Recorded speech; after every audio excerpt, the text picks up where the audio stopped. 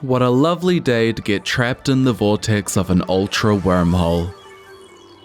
Ultra Beasts are a weird new Pokemon variant that arrived in Pokemon Sun and Moon nearly 10 years ago. So I guess they're not very new, whoops. It was first believed that these Pokemon were actually disguising themselves as the human characters in the game. Everyone thought that Nihilego was Lily, Pheromosa was Lusamine, and Guzzlord was me Sunday night on the couch binge watching Big Brother. It was truly a chaotic time in the theory sphere. So much of that was a tongue twister, I hope to never speak those words again. There are 11 Ultra Beasts in total, plus or minus Necrozma. That one is up for debate, a debate that we're not having right now. Over the course of 2025, I have made a baby for every single Ultra Beast, but I never actually made any new Ultra Beasts. So what would a new Ultra Beast look like today? Well, let's find out together. A bunch of the existing Ultra Beasts seem to be designed after invasive species and common pests. You heard me, Pheromosa. You're a P-E-S-T, pest. So I really want mine to also be based on some invasive species. Hopefully I can add to the pest demographic. The other thing I want to do is make Ultra Beasts that don't share any types with the existing Ultra Beasts. So that will be a fun little challenge. The first one is based on Knotweed. I've given it a lot of spindly vines with a bunch of little orbs that represent the fruit from the vine or flower bulb. But then again, flowers are the precursors for fruit, so you get what I mean. Plant circles. I want to turn these into eyes and sort of give it the Stack Attacker vibe and make it really sort of creepy because I just think that's fun and that's what this channel was all about. UBs are supposed to not look like Pokemon. They're meant to have an otherworldly design, which means I can kind of do some really random stuff with these. I made the vines go into the frame I made and sort of create this iris sort of shape with a pupil inside. I don't know yet if this is going to be an actual eye or if it'll just be a distraction from the tiny little orbs that actually are eyes. Is any of this making sense? I really hope so. Once I finished my big eye shape, I moved on to the other section of the body, which I want to sort of serve as arms. This thing is going to float around, so there's no real point to giving it legs. It just isn't going to use them. I drew in 2 more long vines to harbor even more lookers, and I also drew in some leaf cuffs for the ends. I genuinely do not know what color to make this thing. I want it to be psychic type, so blues, purples, maybe aqua could work. I filled in each section with a first draft, you could say, just to see how it looked, and not vibing. TBH. So let's see how it might look with some accent details. Okay, I think we're getting somewhere. I shifted the hue a bit just so I could hopefully spark some more inspiration with any possibly more creative color choices. All terrible, but never mind. I eventually backtracked all the way to the green tones and left it at that. This might change in the polished artwork, but for now, I'm going to move on to the other UBs, you know, for my sanity. Now this one, I'm excited for. The Knotweed is a weird one because I love the design, but the colors totally fell apart for me. So now I'm not sure how to feel. I just need to inject my brain with something new. This one is based on the fishhook water flea. This little thing right here. It's an aquatic parasite that often targets crayfish and other crustaceans. So what if this Ultra Beast sort of takes the form of a crustacean of some kind? Perhaps perchance. You can't just say perchance. I think that would be fun. I started off by drawing an overtly lobster design, not of the Larry variety, different lobster. It's sort of it's sort of giving Clawitzer, but not really. Not really. Epic reference if you know what that is. What am I talking about?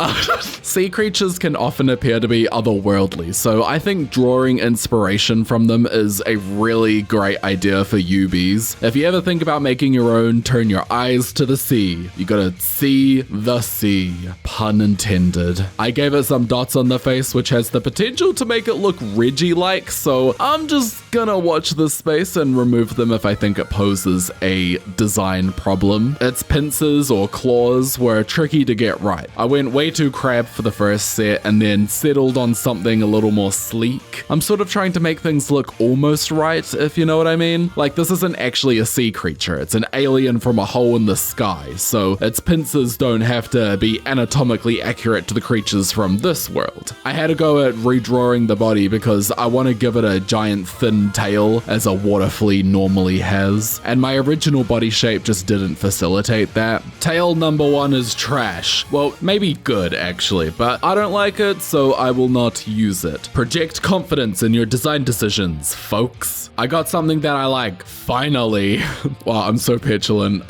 Now I'm really emphasizing a particular geometry for this design. The first UB was very circular and used ovals too, and now this one is going to be very triangular and also use some really sharp and pointy elements in its design. For the color, I settled on a very icy blue accented on a duller gray aqua.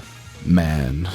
Okay, it's snail time. Meow, said one famous snail, blanking on the name. I realized my first 2 UBs were accidentally skinny legends, and I don't want to be boring and do another spindly little stick creature for my third one, so I'm going for snail. I also think making a giant creepy snail is a great idea for an Ultra Beast, and if you agree, then subscribe! Or if you disagree, then you should also subscribe!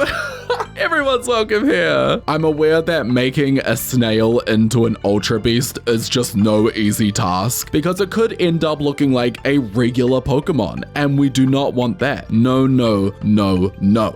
So the most important thing I'm keeping in mind is to make sure the snail parts look different somehow. The biggest thing is the eyes. This thing will not have eyes. It will instead have big long arms that are disguised to be eyes. But instead they will be horrifying adhesive arms that snatch any close prey. Horrifying. I also thought that it could look really interesting being tiered, like a cake, but it's not a cake. So basically it's got a body under its body. Oh, layered. That's the word I guess I'm looking for. Yeah, a layered snail. Finally, a little mouth that is only used for breathing. Its eating orifice is beneath its shell. God, I'm really choosing the worst words in the English language for today's video. The colors are going to be violently vibrant. It is based on a golden apple snail, which is a species of snail notorious for eating way too much rice.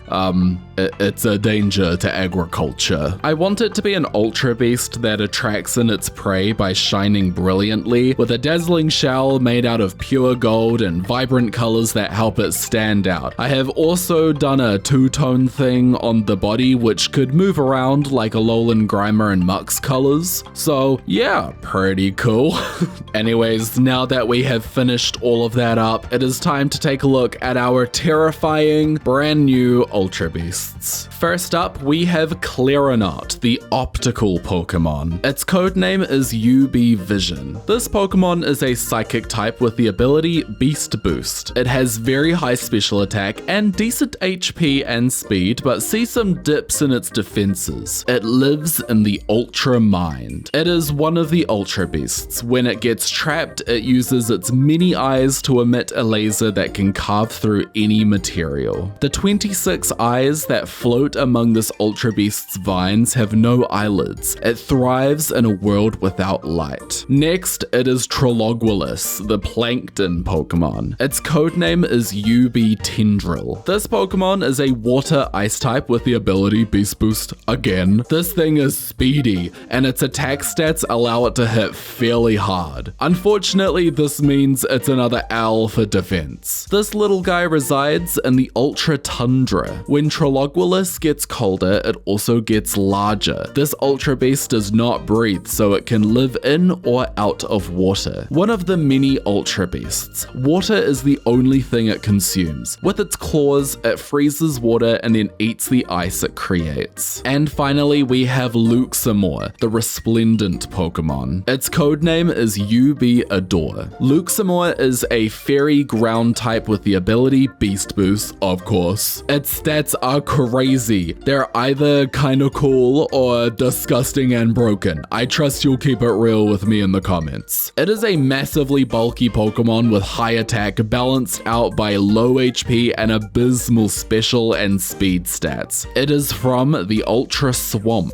This Ultra Beast spends all day in mud and dirt. Its shell is coated with a substance that prevents it from getting dirty. When Luxemore senses prey, it will lure it in by releasing pure light from its golden shell. The UB will then latch onto it with an impossibly tight grip and loudly devour its catch. What a lovely creature. So, those be my UBs. Did you like them? Let me know in the comments below. I love hearing your thoughts as always. Also, did you know that I'm on Twitch? I do Pokemon stuff, but also other random things. I stream 3 times a week, so I hope to see you there. Thank you so much for watching my video. I really appreciate it. Please subscribe. I upload new videos every single Fakemon Friday or Saturday if you live in Mirage Island just like me. And thank you as always to our wonderful channel members. I really appreciate the support. I have memberships open now for just $1 per month. Members get some really cool emotes to use in the comments, and I'll write your name at the end of the videos as well. Alrighty, see ya next week if I can remember which one of these sends me home.